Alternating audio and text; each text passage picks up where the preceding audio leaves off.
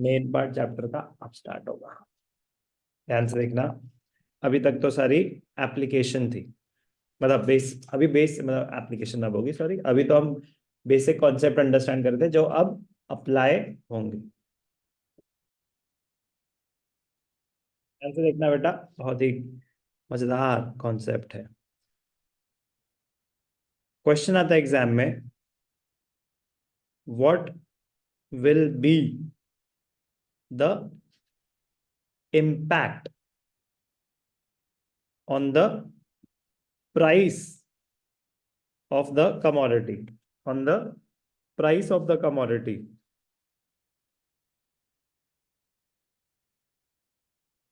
when there is a change in demand.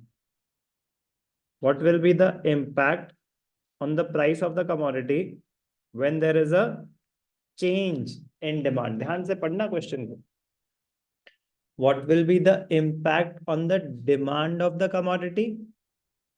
तो demand के chapter का क्वेश्चन है। What will be the impact on the supply of the commodity? तो supply के chapter का question है।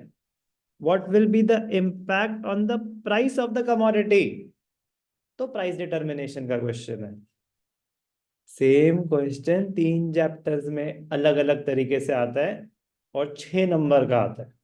मतलब मैंने बहुत बच्चों को बड़े दिल से 0 लाते हुए देखा है, क्योंकि वो बेचारे तसल्ली से ग्राफ के साथ एक्सप्लेन कर रहे हैं। क्वेश्चन था, what will be the impact on the demand of a commodity when the income of the consumers increase, explain with the help of a diagram.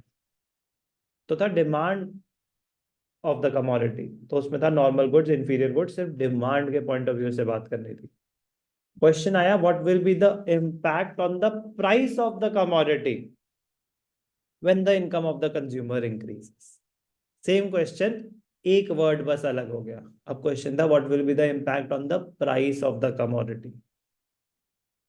चलो, तो इनकम ऑफ द कंज्यूमर की बात कर रहे हैं, वो तो फैक्टर अफेक्टिंग डिमांड है। यस, फैक्टर अफेक्टिंग डिमांड है, तो मतलब सप्लाई चेंज नहीं होगी, लेकिन प्राइस निकालने के लिए बोल रहा है वो आपसे। इक्विलिब्रियम, मार्केट इक्विलिब्रियम का क्वेश्चन है। एक वर्ड, चैप्टर चेंज हो गया। तो क्वेश्चन है, what will be the impact on the price of the commodity when there is change in demand. अब एक क्वेश्चन में मैं आपको 10 क्वेश्चंस करा रहा हूं। कैसे? चेंज इन डिमांड में पहले तो हम दोनों बातें करेंगे एक एक करके, कि भैया चेंज तो इंक्रीज इन डिमांड भी हो सकती है और चेंज तो डिक्रीज इन डिमांड भी हो सकती है। यस और नो? और चेंज कब होता है? Due to price of the commodity itself और due to factors other than the price. Factors other than the price तो कुछ भी है। What will be the impact on the price of the commodity when the price of substitutes fall, when the price of substitutes rise, when the price of complementary goods fall, when the price of complementary goods rise, when there is a change in the taste and preferences, when there is a favorable change in the taste and preferences, when there is an unfavorable change in the taste and preferences, when there is an increase in income of the consumer in case of normal goods, when there is an increase in income in the case of inferior goods, when there is an increase in income, decrease in income in the case of normal और inferior goods. मैं कह रहा हूँ unlimited cases है। Unlimited तो क्या मतलब 10-15 cases है हमें बस। यहाँ तो इंक्रीज होगी डिमांड, यहाँ डिक्रीज होगी। सब्सटीट्यूट्स के प्राइसेस बढ़ गए, सब्सटीट्यूट्स के प्राइसेस बढ़ गए, सब्सटीट्यूट्स के प्राइसेस बढ़ गए, तो मेरा गिवन गुड रिलेटिवली चीपर हो गया, तो मेरी डिमांड इंक्रीज होगी। रास्ते बड़े सारे हैं, डेस्टिनेशन एक ही है। तो हमें उन फैक्टर से ये आइडेंटिफाई करना है, फैक्टर अफेक्टिंग डिमांड है या सप्लाई है। फिर फैक्टर अफेक्टिंग डिमांड है तो उससे डिमांड इंक्रीज हो रही है, डिक्रीज हो रही है। अब ध्यान से सुनना, मोस्ट इंपॉर्टेंट पॉइंट अब शुरू होगा कि हाँ हम पहुंच गए वहां तक कि क्या हुआ,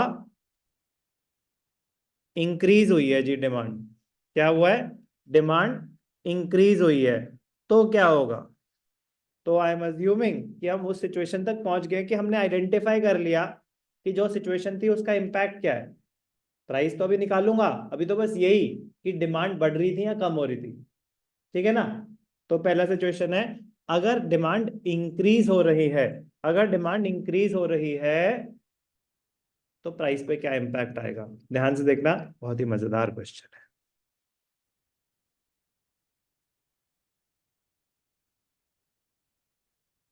ओके, तो अभी हमारी सिचुएशन क्या है,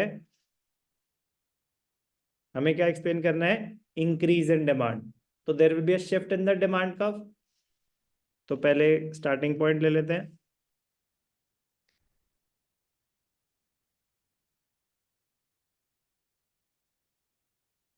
क्या हो रहा है,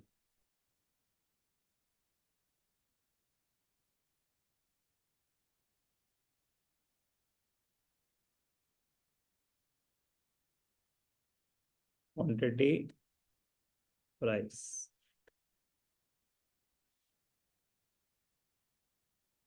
ठीक है जी, अब ध्यान से देखना, ध्यान से देखना बेटा, बहुत ज्यादा इंपॉर्टेंट पॉइंट है। एक बार समझ आएगा, हर बार ये अप्लाई होगा। तो पहले आप एक सिचुएशन बनाएं। प्रेजेंट सिचुएशन क्या है, ये है जी प्रेजेंट सिचुएशन। प्लीज ध्यान से देखना, वेरी वेरी इंपॉर्टेंट पॉइंट। यहाँ पे हैं हम अभी, ये प्रेजेंट सिचुएशन है। सारे कलर यूज कर लो सर। ठीक है, अब क्या हुआ, what happens when there is an increase in demand. तो जब डिमांड इंक्रीज हुई है तो क्या होगा, there will be a rightward shift in the demand curve. There will be a increase in demand, क्या होता है, there will be a rightward shift in the demand curve. ध्यान से देखना बेटा, बहुत ही मजेदार, मतलब आपको ऐसा लगेगा कि हम बड़े हो गए हैं इकोनॉमिक्स की दुनिया में, हम बड़े हो गए हैं। There will be a rightward shift in the demand curve.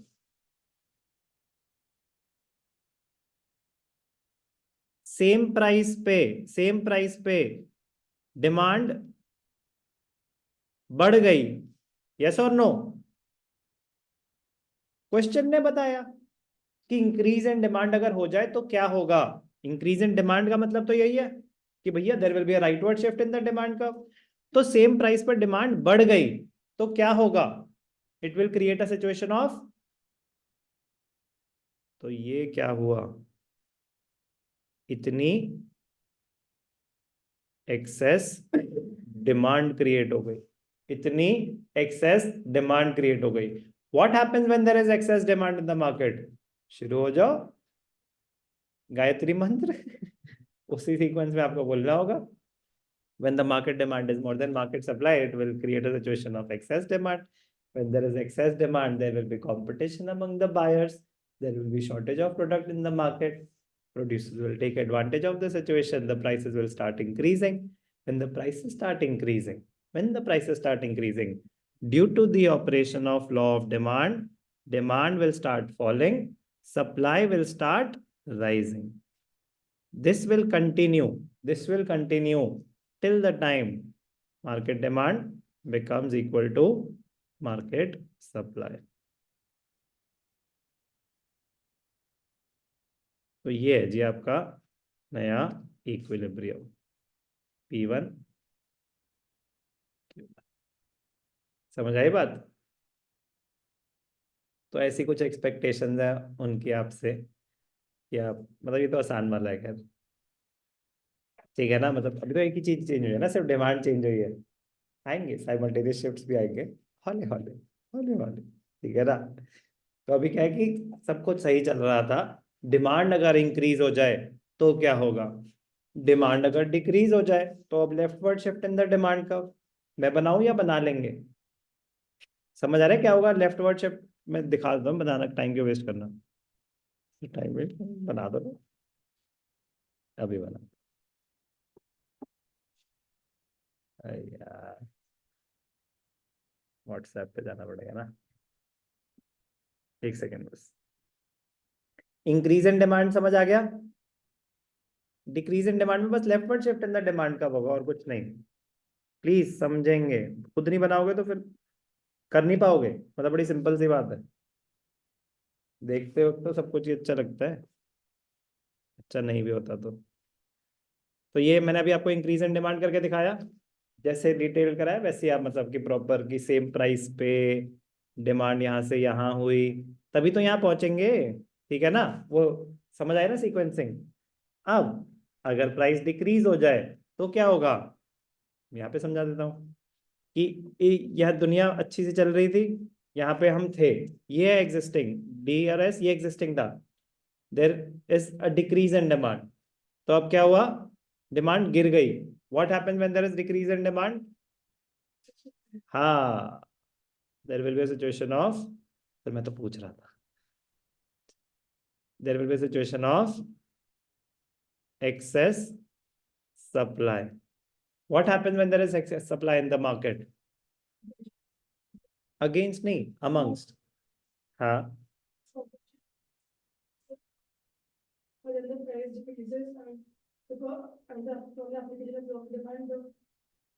Price decrease क्यों हो रहा है? To clear off the unsold inventory, to clear off the surplus stock.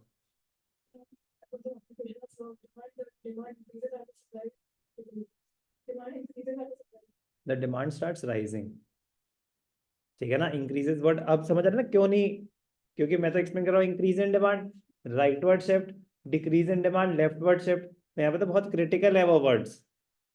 तो due to the operation of law of demand, अब वो prices कम करेंगे ना, तो due to the operation of law of demand, demand starts rising, supply starts falling. तो ये यहाँ पे इक्विलिब्रियम तभी तो ऐसे डिटरमिन हुआ है। उन्होंने कहा ये सब तो पता ही होगा तुम्हें, ये सब तीर का मान तो हम चला चुके हैं पहले।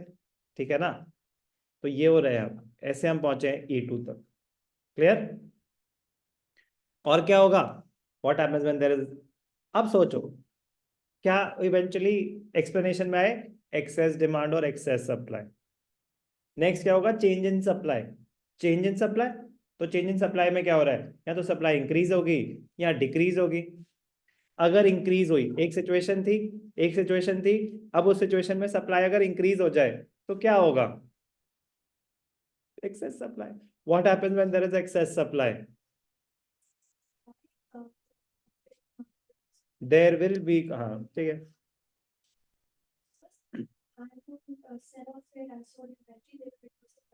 to sell off the unsold inventory or to sell off their surplus stock. Very good. As they reduce their prices,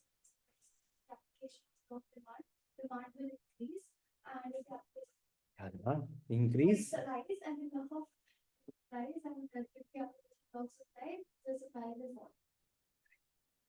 अब समझ रहा है कि सेम ही चीज तो मुझे बार बार करनी है। हाँ सर, बस कब कौन सी करनी है ये नहीं पता, करनी तो सेम सेम सी है, ये सेम सेम सी लग रही है, हमें तो राइज और इंक्रीज भी सेम ही लगता था, आज पता चला कि इतना फर्क हो। Use your words very carefully, they might be used against you. ठीक है ना, तो क्लियर है बेटा? ठीक है ना, इंक्रीज इन सप्लाई में क्या हो रहा है, it creates a situation of excess supply, prices गिरेंगे, डिमांड बढ़ेगी, इक्विलिब्रियम यहाँ मतलब अटेन होगा। तो डिक्रीज इन सप्लाई में, हाँ है, हाँ, ये था प्राइस, मतलब ये था पहले सप्लाई, अब हो गई सप्लाई, ये सेम प्राइस पे अगर सप्लाई गिर गई तो ये हो गई ना, तो this will create a situation of excess demand. तो फिर क्या होगा, प्राइसेस बढ़ने शुरू हो जाएंगे। कब तक बढ़ेंगे, जब तक इक्विलिब्रियम प्राइस अटेन ना हो जाए। समझ आ रहा है क्या हो रहा है, थोड़ा थोड़ा या पूरा? सम, थम्स अप। ठीक, इम्पोर्टेंट है, आना तो है ही। तो पहला हमारा ऑब्जेक्टिव है क्या, अंडरस्टैंड करना, ये तो हो गया, ये जो अभी हमने कवर करा है। फिर आएगी Mahabharat. Let's play together. Simultaneous shifts. But please, उनको हाथ तब तक ना लगाएं जब तक इंडिविजुअल शिफ्ट्स क्रिस्टल क्लियर ना हो जाए। मुश्किल नहीं है, बिल्कुल भी मुश्किल नहीं है, प्योर लॉजिक है। बट आपको प्रॉपर अंडरस्टैंडिंग के साथ ग्राफ बनाना आना चाहिए, ठीक है ना। 90% चांसेस है कि सिंगल शिफ्ट आएगा, 10% चांसेस है कि साइमल्टेनियस आएगा।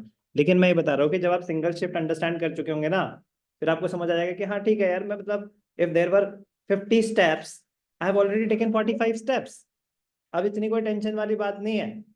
But first take those 45 steps, तब हम पीक पे होंगे ना, तो उसको बड़ी आराम से अंडरस्टैंड कर पाएंगे। अभी बेवकूफ़ी होगी उसको हाथ लगाना, मतलब अननेसेसरी जो चीज़ समझ आनी थी ना, वो भी शायद ना आए फिर। तो सिंगल शिफ्ट्स मेन कॉन्सेप्ट है, पहले उसको स्ट्रॉन्ग करेंगे, फिर हम आएंगे साइमल्टेनियस शिफ्ट्स पे। Please please understand. होता ना इंक्विजिटिव, अब देखता है ऐसे कैसे नहीं आएंगे समझ, पहले मैं वही करूंगा, प्लीज मत करना ऐसे, ठीक है ना। मुश्किल नहीं है, लेकिन सीक्वेंस है ना, सीक्वेंस है, तो please follow the sequence, do not skip it.